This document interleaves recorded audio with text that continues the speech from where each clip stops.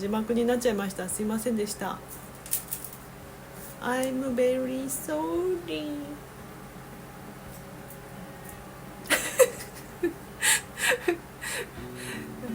私の編集ソフトがダメなのかな、それともパソコンがダメなのかな。はい、今回は紙を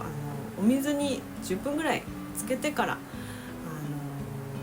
書いてみるということをしてみました。結構保たれました、水が。なんですけれど、多分これは嫌な人は嫌かもしれない。紙の縁のところに水が溜まって変なにじみになっちゃう。私は好きですけれど、なんか珍しくて汚いだろうって思う人はでもいるのかもしれない。こういうね、だから嫌な人は嫌なのかもな。はい、皆さんもなんか海、夕暮れ、船、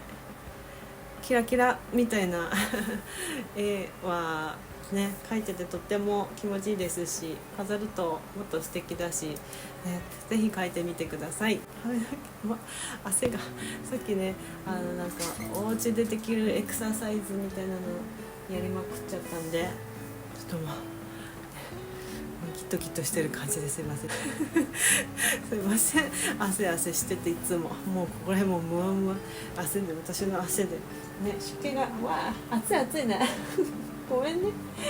扇風機持ってくるから眠いみたいですということで、また次回お会いしましょうSee you